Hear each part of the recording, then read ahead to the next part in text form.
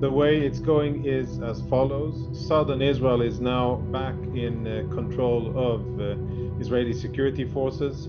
The border has been plugged and is now guarded shut, which means that the breaches in the fence that these Hamas terrorists were able to create are now closed and defended.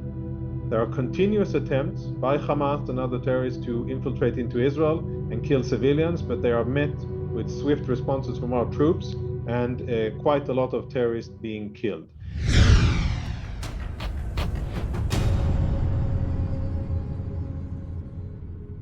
Thanks for having me again. So the way it's going is as follows. Southern Israel is now back in control of Israeli security forces.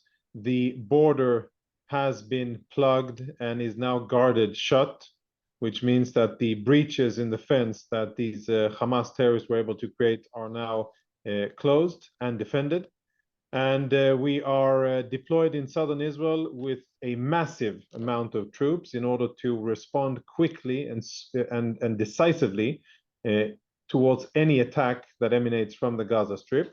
There are continuous attempts by Hamas and other terrorists to infiltrate into Israel and kill civilians, but they are met with swift responses from our troops and quite a lot of terrorists being killed.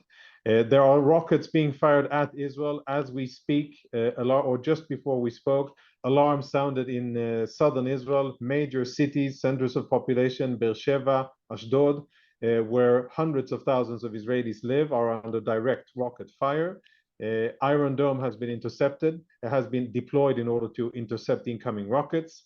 And offensively, we are striking Hamas quite many of their components in Gaza using the Air Force. We've been focusing on their infrastructure, their senior commanders, their elite forces, the staging grounds of where they operate from, and of course also suppressing the rocket fire towards our civilians. All of that has been happening for the last 2 days, and we are prepared with our more than 300,000 reserve soldiers that have been mobilized and are in southern Israel, preparing for the next stage of operations. We are also on guard and vigilant along the northern front. There have been attempts by Hezbollah they fired an anti-tank rocket, and there have been other skirmishes along the border.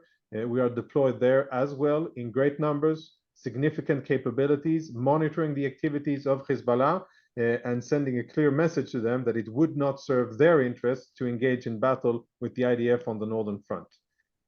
That's the situation. The situation is that we are at war, volatile. Today we buried countless Israelis have been brought to burial today. That will be tomorrow as well. And the national level operation of identifying the bodies of dead Israelis that have been brought out from the communities is ongoing. I can tell you that it is something that has never been done in Israel.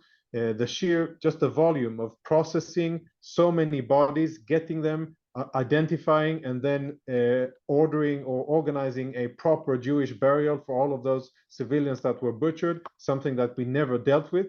It's not done by the IDF, but it is definitely a major event that the IDF is part of, and it's really influencing the, let's say, national sentiment as we speak, which I'm sure is very understandable. Yeah, a couple of quick questions, sir. We know that as you've told us, you're engaged in operations inside Gaza, and there are concerns, humanitarian concerns, and you've said to us before that you don't target civilians. I'm wondering, is there a system whereby you alert them that attacks are taking place? In the past, there was, I think, but is that the case now?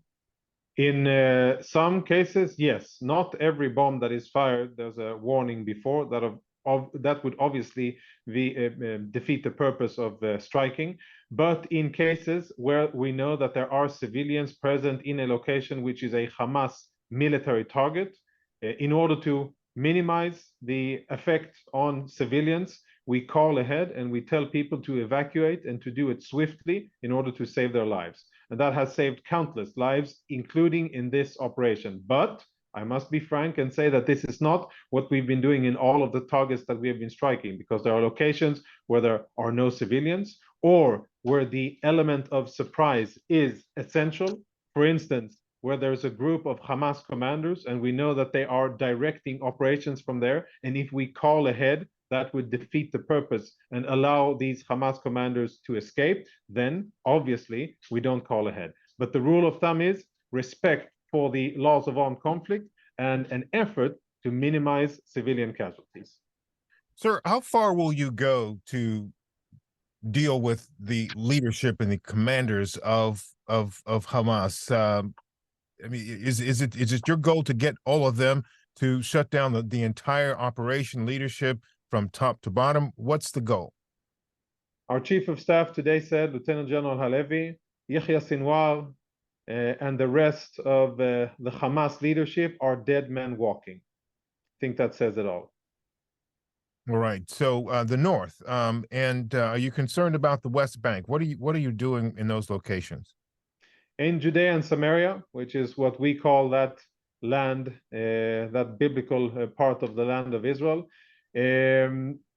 what we've done in anticipation of attacks against communities and against Israeli civilians, what we've done is that we have significantly enhanced the presence of soldiers inside communities and on the roads between the communities.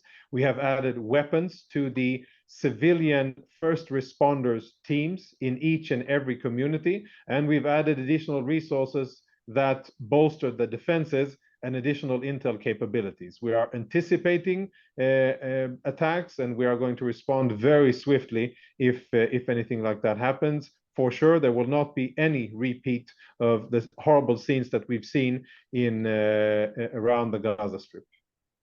Okay, I have time so for one last question. Yeah. Yeah, very last thing. Back to the hostages. Is there any update on your efforts there?